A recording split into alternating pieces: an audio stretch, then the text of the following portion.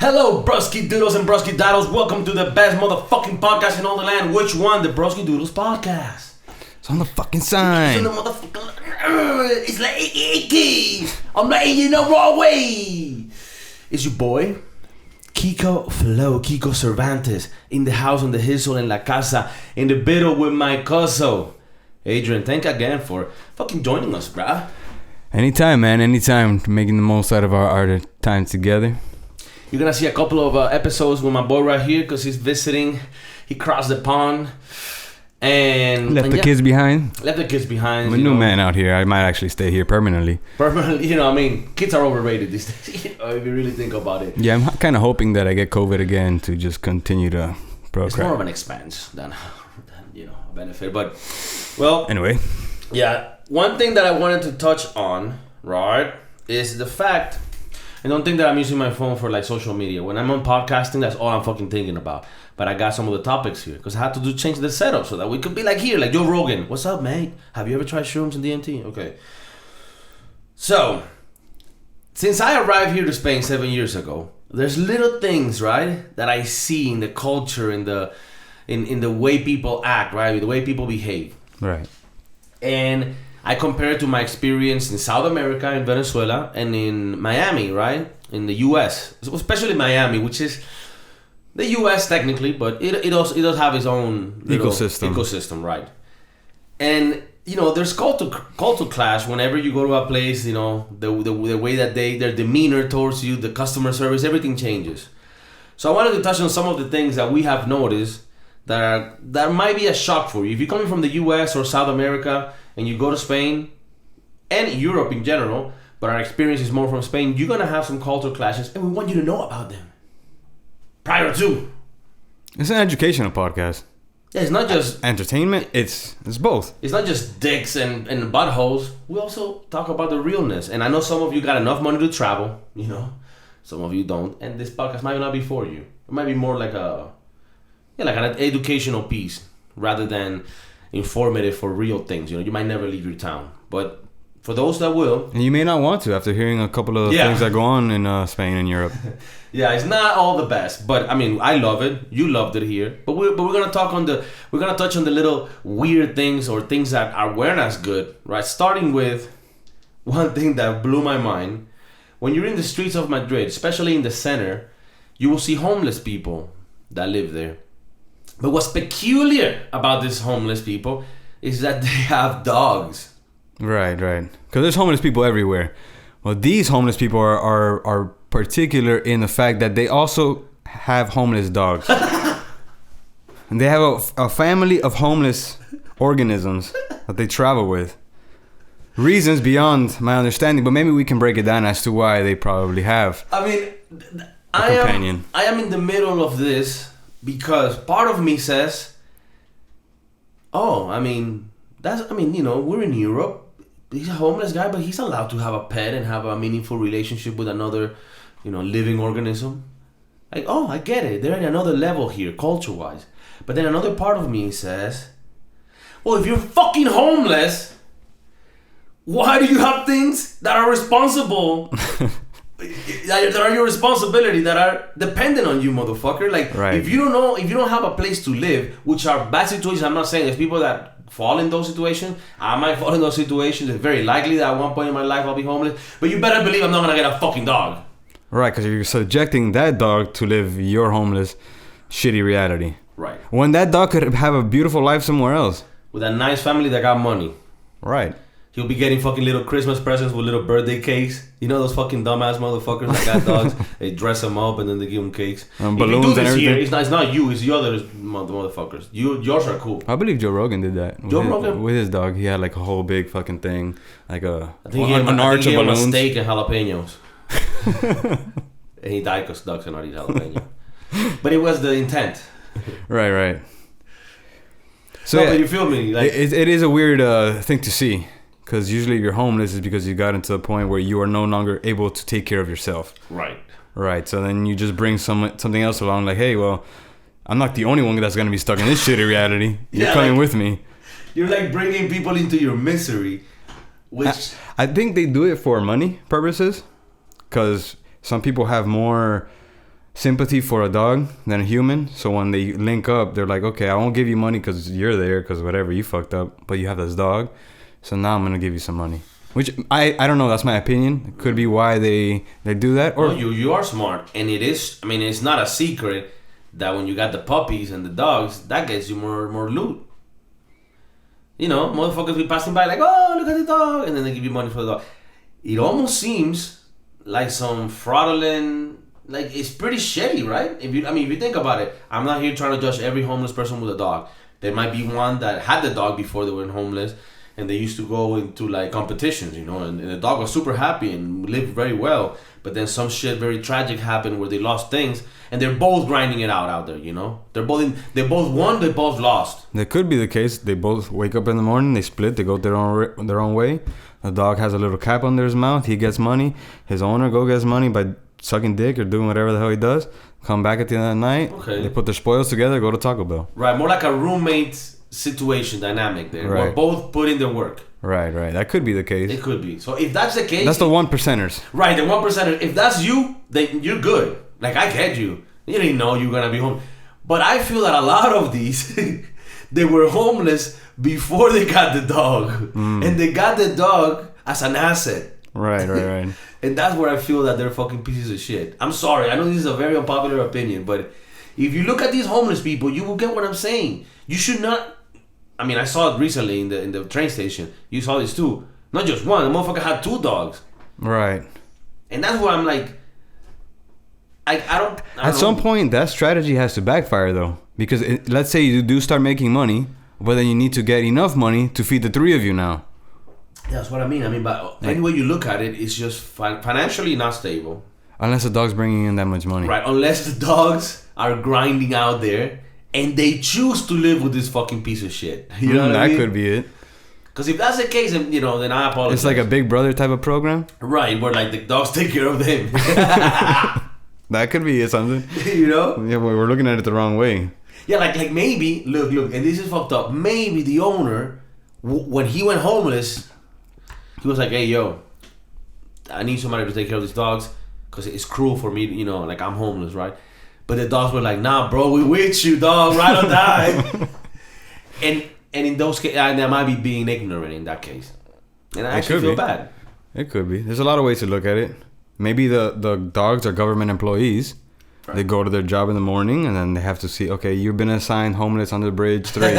Homeless number 3. The dog goes and puts in his shift and then he leaves. Right. So there's many situations here, but we're just telling you what we saw. And we're sort of pondering what could be the case, right? Because that's not the case in the U.S. Yeah, in the U.S., if you're homeless, you don't have the mental capacity to have a pet, right? You're very low in the scheme of things, right? You're robbing people. You're shitting on the street. If you had a dog, you would eat it. You know what I mean? Or throw it at someone. Like that. To me, that's like the difference that I see in the homeless people here and over there. Here is a lot more chill. So chill that they have dogs, which I'm like, no, that's too chill. Maybe less chill. Not U.S. chill, where we're gonna kill everybody. But not have a dog chill. In the middle. We gotta balance. But we could talk about these homeless dogs forever. But we got all this shit that we gotta take a look at. The attitude in the service industry, right? Customer service. It's a little weird thing. Let's start it off because I want to see your fresh opinions on this. All right. So in the U.S., which is where I assume most of the viewers are from, you're used to a level of standard of service that when you go to a restaurant, you expect the waitress to be serving you and not only bringing your food, but actually providing a good experience. And that's what you go for. That's why you eat out instead of eating at your own house. You don't want to cook and you want someone to take care of you. And in exchange, of course, it's expected for them to be tipped higher. And that's where the interplay is. Like, I treat you good, you treat me good financially, and you have that unspoken agreement, right? But over here in Spain, it seems like that's ass backwards, where the employees don't really care about treating you well because they know that there's not going to be any sort of financial compensation for it. So here they're just doing their job of, I make burger, I bring you burger, eat it and get the fuck out. Right. It's not so much of you having a great experience and talking about your life and what you're doing here. That friendliness doesn't really exist. Yeah. It's and don't get us wrong. you are able to eat amazing stuff in Spain. We have eaten amazing food. Right. The quality of food is top notch. But you kind of do have to know, you know, in the case of my family. Sorry. In the case of my family, just have it pointed directly. In the case of my family and Adrian that visited me recently, I knew the fuck, because you know me. You know me, I know the places. You know, I ain't finna have people visit me and I don't know them places. You feel me? So of course they went to the best places. But sometimes I couldn't be there, you know? It's just like God. He can be there almost all the time, but not all the time. There's gonna be some fights you're gonna have to do on your own. And that's gonna build character. So they had to go sometimes out there and scavenger a place to eat. And some of them were good, but some of them you're like, yo, what the fuck how does this place even exist? How can you serve with that attitude? And what I've come to learn after living here in seven years is that they don't feel that being a waiter or waitress means that they're your servant. So that they also have to be this like, oh, hi, how can I serve it? And I think that I support that in a way. Like in the US, it might get a little too, we're like, you're serving us type shit at times. But I mean, I do think that part of going out and eating somewhere, part of it is the experience, you know? Like, if it's not there, like, if it, like that treatment is not there, then I just rather order in or stay home and make something, you know? Yeah, because when you're a server, I mean, maybe it is the way that I was brought up, but that's, like, part of the job. Yeah. Whether you want to, whether it's written out like that or not, that's just part of it.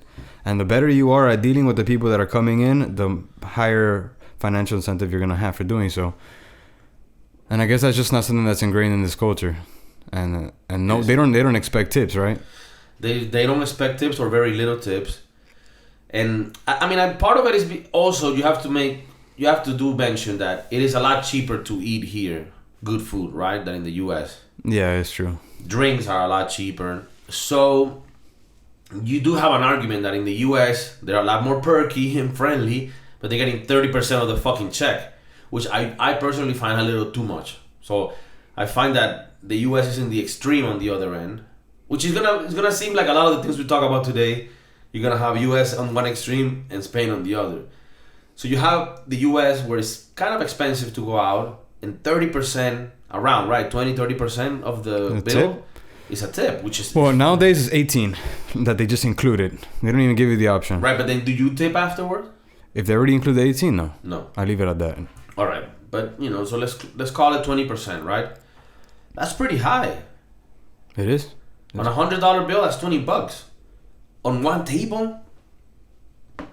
And I don't want to get into the you know, the weaves. Like, I get that they pretty much only make money on the tips because they don't really make much on their check. Their salary's low, and they do that on purpose because they expect them to make more like that. Right.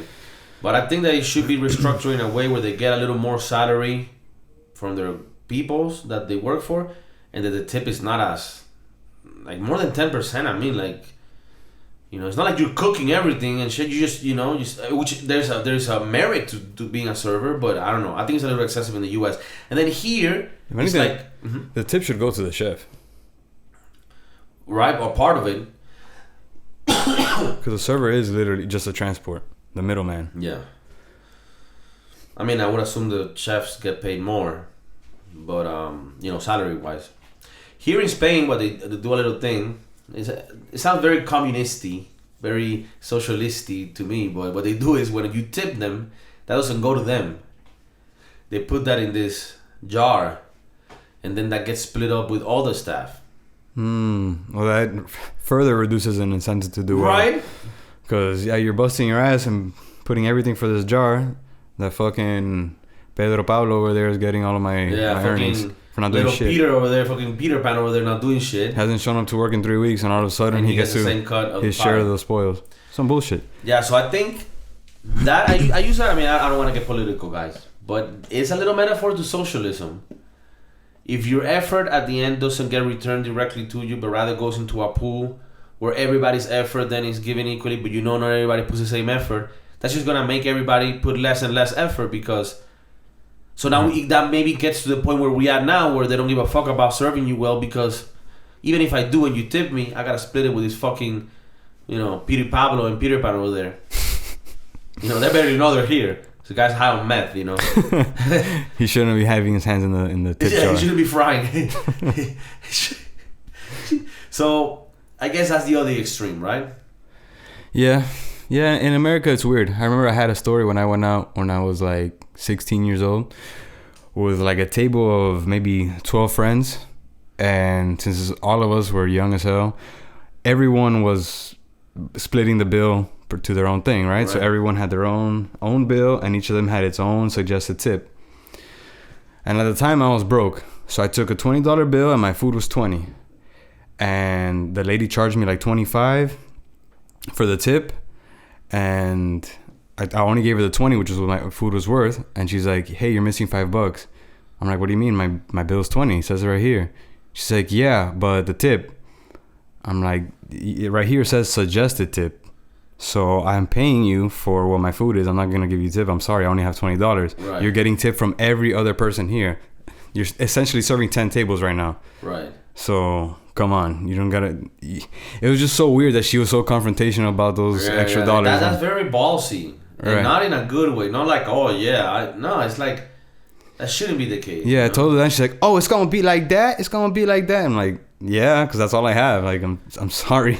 Yeah. You're getting tip from everybody else. And I bet you she was not happy about you guys splitting the bill. Because that's another issue. It's always a drama. Here too? Here, there's a drama here too. It's not as big of a drama here because they expected a little more. But it's still something that annoys me because bro, sometimes you go out with people that you're not like fucking friends that you see every day, you know? Right. And it's like, to me, like sometimes I will go out with work friends.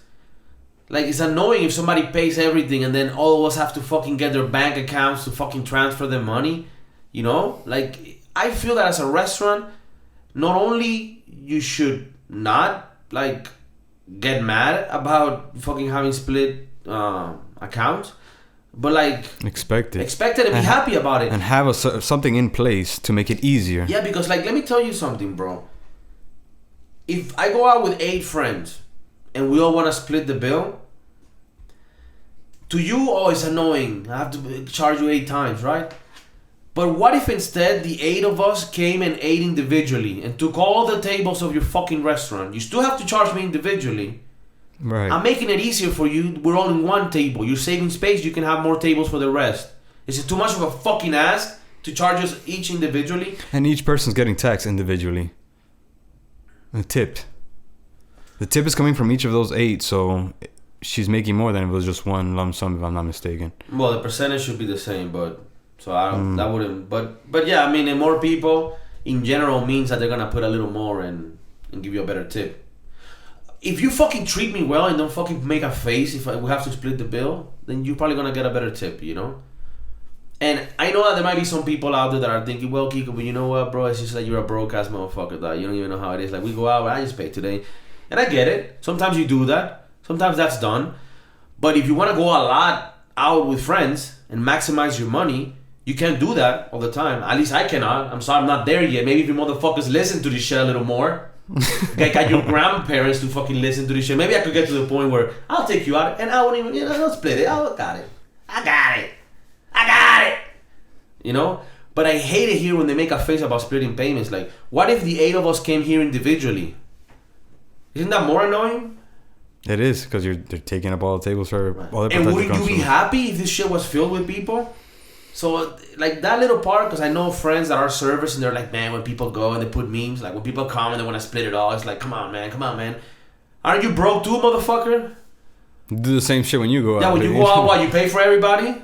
And then you have to wait and then have to text somebody, hey, bro, did you... Like, it's annoying to have to ask people for money because just the act of doing it seems a little... Well, it seems like the waiter should be the one that's proactive as soon as you all sit down and notices that it's a big party. Saying, hey, look, are you guys going to split it? And then start splitting up his, his checkbook that way. Yeah. So he knows to expect that by the end of the bill. Right. Instead of making it awkward at the end, like, oh, you're going to split it? Fuck. Yeah, like, oh, you're annoyed that I'm going to pay you? Like, if I had a business and I had people come in and spend money on my business, I didn't even give a fuck how they paid. If they bring coins in, if they want to fucking have 2 credit cards each, I don't give a fuck. They're bartering fucking weed and... Well, I mean, fiat currency. Through any Crypto, medium, yeah. though. Through any medium. I'm down. And I'll be happy. I'm like, yes, come back whenever.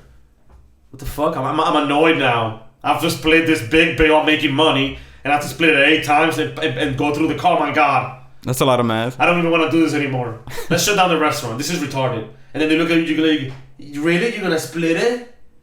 A lot of times I'm using credit because I'm broke. I can't fucking send money through credit. Yes, my finances are bad. I'm fucking telling you guys. And I still came out to eat here. And I still came out to eat. So split it, motherfucker. Split it. Sometimes, you know what I do? If we go out to a bar, like with work friends and shit, and they're sitting down and then they start ordering, and then they just start lumping drinks.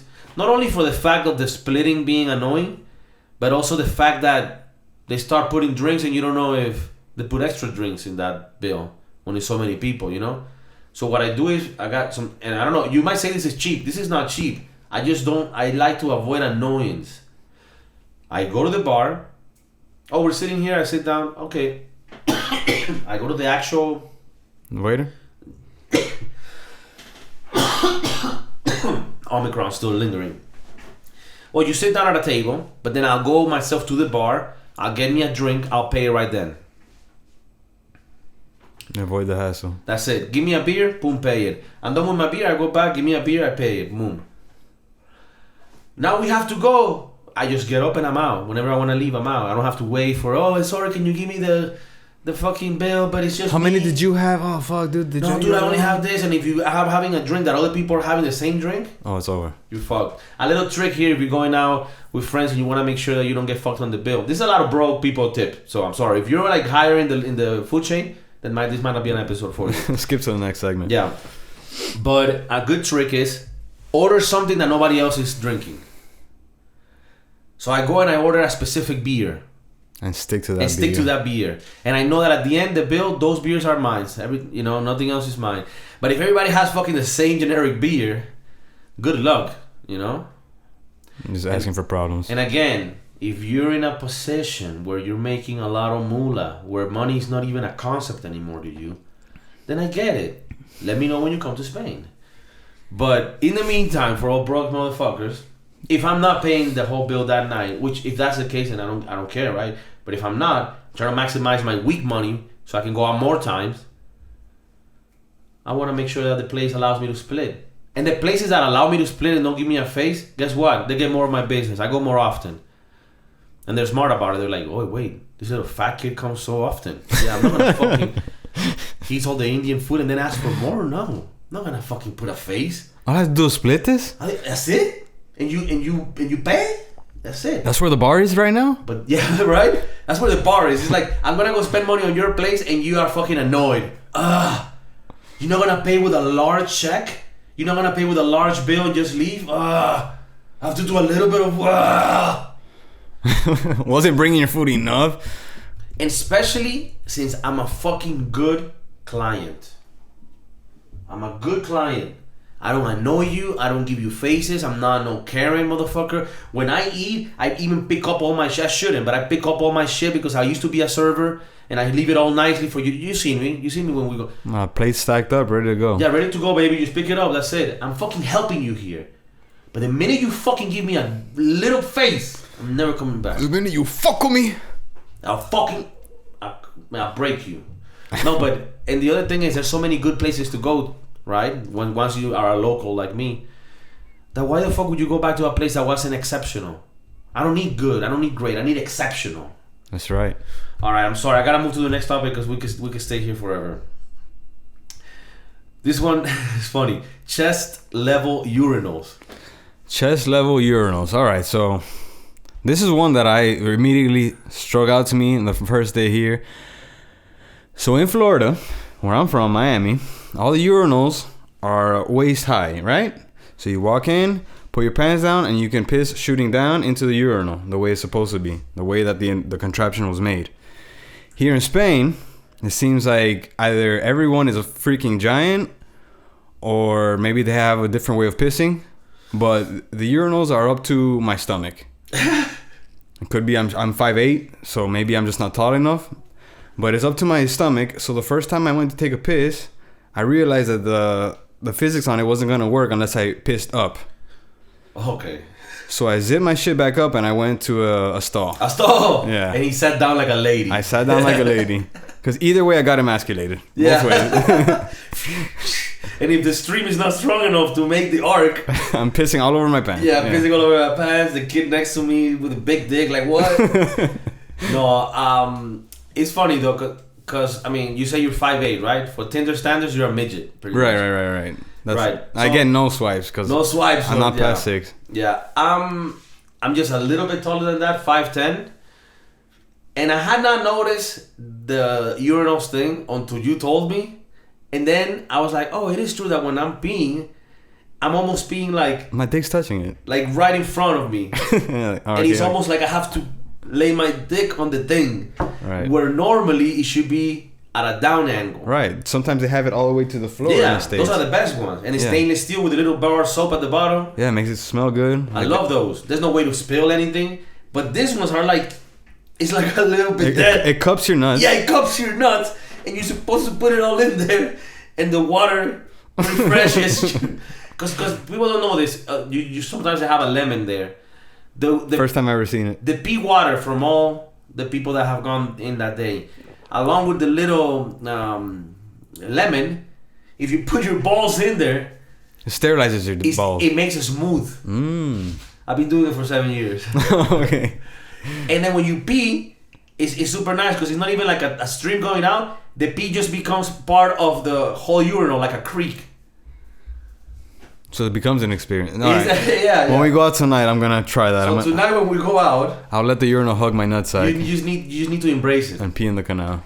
Yeah. So yeah, that is a thing for sure. Well, the whole bathroom experience is a bit weird because there's never any paper towels. Yeah. Paper, I don't know if it's like a rare commodity here. There's no paper anywhere. And the lights shut off almost immediately. So mid piss, the lights will just shut off and you're in the dark. You think the place is closing up and then you're gonna get locked there. So just differences like that. I guess America, they don't care about wasting light. Yeah. And God damn it, we have light up everywhere. Like motherfucking 4th of July. We got LEDs now. We don't give a fuck. No, but it is true. And I'll be honest with you. Since I moved to Europe, I become a little more green. You know, I become a little more... By force? By force, yeah. A little more socialist. You know, I become a little European, you know. A little bit. But part of me is like, misses that like everything big America. We're like, we're gonna have paper towels galore. So, you know, whatever the word. I want a room full of paper towels. Full paper towels. Urinals to the floor, and the light's gonna be on 24/7. Damn right. God damn it. Restaurant is closed, the lights are on. Wall. Here, what Adrian is saying is just everything is so like, oh, let's save water and I get it. And spaced. Everything's tiny and petite. Yeah. And the Airbnb that we went to had to shit sideways because my knees were bumping against the wall. I literally couldn't sit facing forward. So I was thinking of different angles. I went sideways, but the seat was sliding off. And then I was thinking about the other way, like Butters, of putting my elbows on top of the toilet seat. Right. Which actually makes a lot of sense. But anyway, I took a fat shit and But how did you take it? Sideways? I took it sideways. I don't know if you get the concept that we're talking about of taking a shit sideways, but it's when you take a shit sideways, right? Like because you're blocked in like this. This is a toilet. Your legs can't go here. Your legs can't go here. So your only option is to have your legs as if you're already ready to leave this bathroom running. Yeah, like the bathrooms here sometimes you would think that whoever built them assumed that the person was gonna levitate on top of the what's it called, the stall. No, the stall, the seat. The seat, yeah, like hover, because there's no space. What I'm trying to explain to my cousin here too is that some bathrooms here you don't have space to sit down because your knees don't have space to be. Like imagine if you were in the smallest plane, which they're getting almost there, where you have no leg room, so you cannot even squat to sit down because there's no space. So what you do is you fucking go sideways, so the ball now is hitting your ass in a different way. I would assume that it was a little uncomfortable. That's a little weird, yeah. Right? Because it's like it's an oval. It doesn't go with the anus hole. It's like contradictory.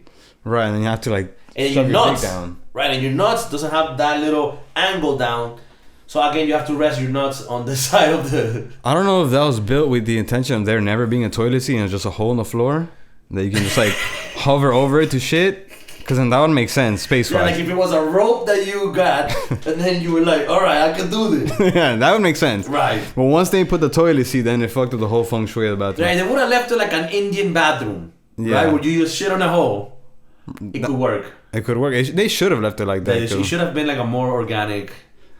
But instead, they put a stall where it doesn't fit. If you're trying to wash your hands, the sink is smaller than... Like, you don't have space for the water to run. And then when you're going to dry your hands, they always have the... You know, the little electrical fan things, the blowers that have never worked in their 50 years of existence. Still don't. I don't understand the guy who has that patent. He's like, oh, I made it as a joke, and they're still fucking buying them and making them. And they're upgrading them. They're making them and bad. They're equally shit. They're bad. I have seen some, like, at Disney parks or these ones with the super force, and I guess those kind of work. But there's nothing like a nice, you know, stack of papers and feeling like you just killed a couple of trees. I'd rather that than have fucking what is it, hydroscoliosis, or what is it? What is that one? When you have like sweaty palms. Sweaty palms because you're always wet. Yeah. Well, the same thing. When you blow dry your hands, you always have that like weird, wet, moist feeling. Yeah, we don't want them moist. Not in these situations. There's situations when you want them moist, but not here. Not here. You want to feel dry. Not on my own. Not on my own. Yeah. You want to be moist when there's companionship. Okay, and lastly, I wanted to touch on art. God damn it. Fucking art, bro. Sorry for my coughing. I'm still recovering from Omicron, but it's not gonna take me down. By the way, I know I've been away for like a month. I have family coming over. Then I got sick, and then family members got sick, so I had to take care of them. Family's still here. Family's still here, sick. This motherfucker can't find a flight back. So it's been quite hectic. But I'm gonna have a couple episodes come out real quick within 1 week, so you got a lot of shit to see. And I'm gonna continue. The year's now here, 2022, which is like 2022. No, not really. This is the one where we win. This is the one. This is Summit to Everest right now. This is Summit to Everest, which we talked about the last episode. If you saw it, you already know all the references. So although the Summit to Everest is where they call it Death Valley. Well, that part above 8,000, about 8,000 meters, where like air is so thin that just being there, you will die. Yeah, you need to get up and get out. You need to go down and go down. Now you're gonna die, and a lot of people do. If you're trying to go to Everest, don't. If you listen to this podcast, you're probably not the person that can ever make it to Everest.